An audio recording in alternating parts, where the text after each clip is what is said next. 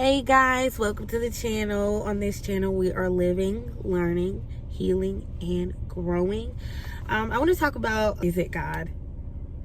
I think this is huge for everybody that is on this journey with God and want to be used by God. So here we go.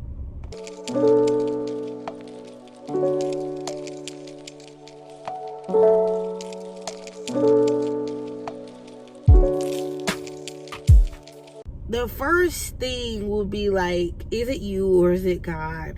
I've noticed, what I've personally learned is that, are those thoughts that you're saying to yourself pure? How you know they're pure is, of course, by asking God. How you know they're pure, or do they align with His word? And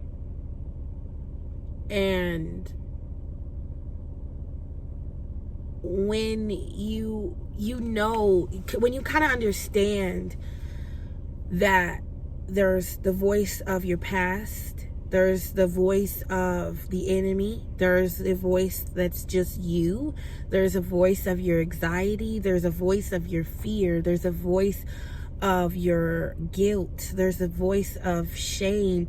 There's so many voices that are speaking at once.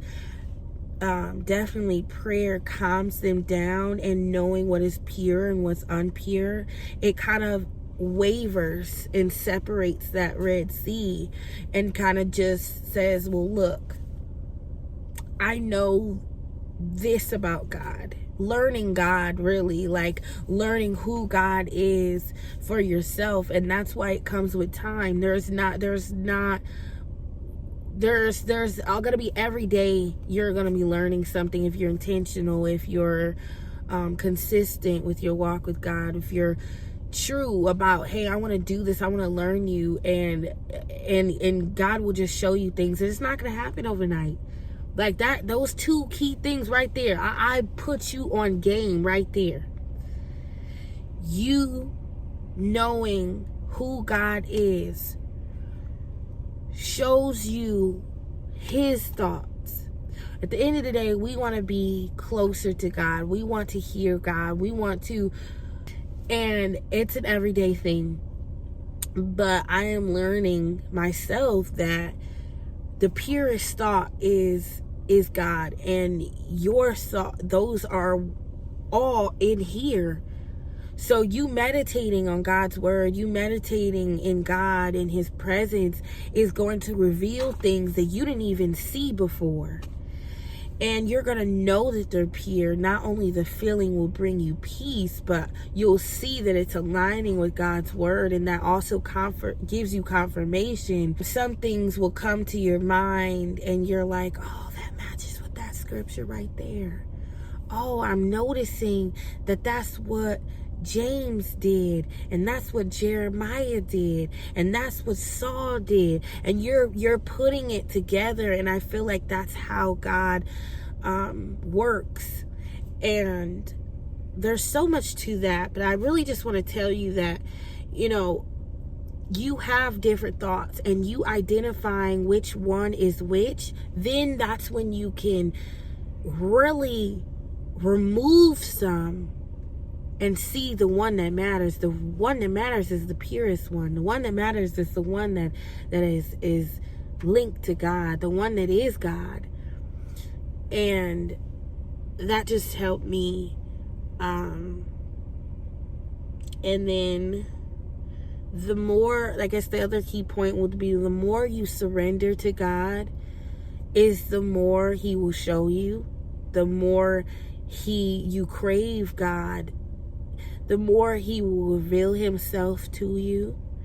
Because God wants to reveal Himself. He wants to show us His heart. But if you do not surrender that will, if you do not surrender what your ideal life, or you don't surrender your traumas, you don't surrender your pain, you don't surrender your hurt, you don't surrender your anger, you will not be able to have that access, because you're not taking it. You're not leaving space for God to come in. And it is like I said, and I keep saying, it is a process. It's not going to happen overnight. Healing from your trauma, it takes however long.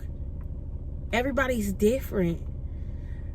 Everybody has these different perspectives.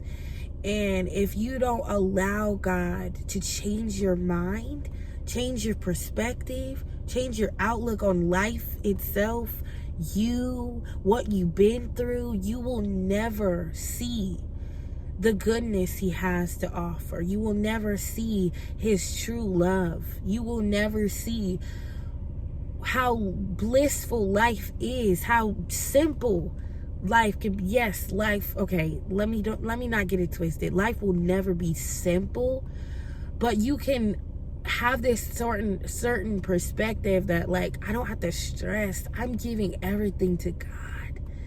I'm giving my worries, my cares, my struggles, I'm giving it to God. And you have to do it every day. I do.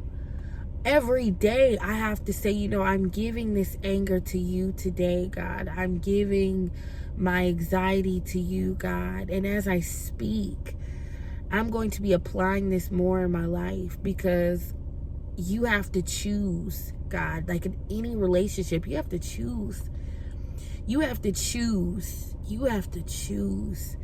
And you have to choose happiness. You have to choose healing. Without choosing, there's nothing that's going to happen. And I feel that it's a harsh reality, but I struggled with my free will. I was like, well, Lord, if this is what free will does, for me to not want you, for me to not want your principles, for me to be confused, for me to not know or want who you are just because it seems hard. I want to know you. I want to truly want to know you.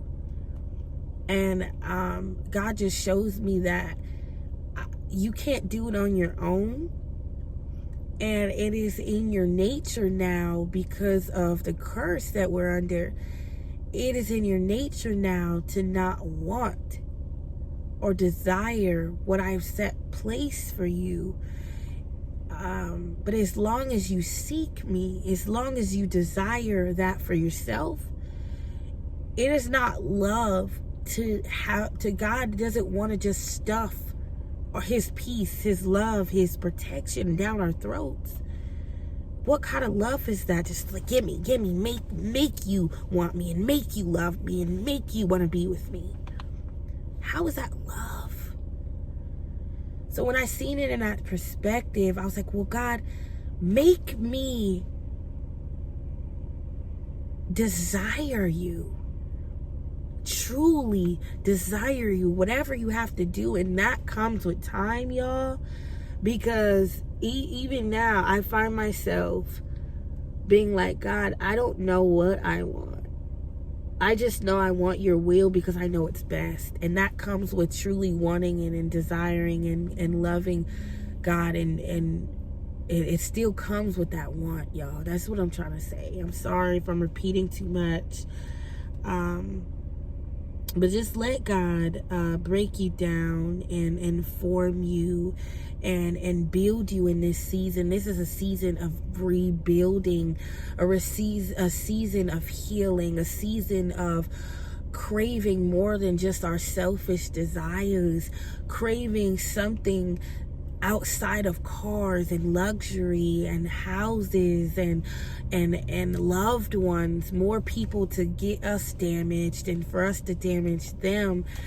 It is a season of beginnings and sometimes endings. Now we have to live now. Jesus lived before he died, and that's what we're doing now. Don't be hard on yourself. Don't not be intentional, but don't be hard on yourself when you do make a mistake, because even your mistakes, God makes it more God works through our mistakes, our failures. He knew we were going to do it before we did it.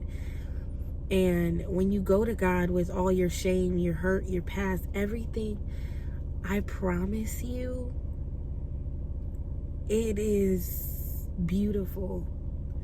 So I want you to try it for yourself. And that's a key point. I'm going to leave y'all with this.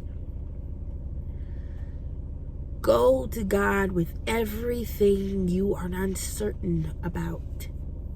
And yes, it might not happen just, oh, my perspective is open now. It's been 1 day, it's been 1 hour, it's been 1 minute, it's been 30 seconds. But just know God's timing is not our timing. And God wants to show you. God wants to show you. But He knows what you're ready for. He knows what you're not ready for. And so just trust the process, but also test the process. And this is for people that's in a certain time and season in their journey where they're just starting out. I really say I like to help people on that journey of I don't know what this is. I want to know God, but I don't really know what it's about. It's so scary, and people are so religious, and people are just so judgmental, and I don't know where to even start. That's where I like to cater to, for real, because I feel like that's the softest spot. I feel like there'll be more people that will love God if we had more people that understood how God loves. So with that, I'm hoping to see you guys next time. Check out all my other previous videos. I'm going to be doing some breakdowns on them because I know I said a lot in so little videos. But I hope to see you guys next time. Like, comment, subscribe if you're new. Peace. I love you, but God loves you more.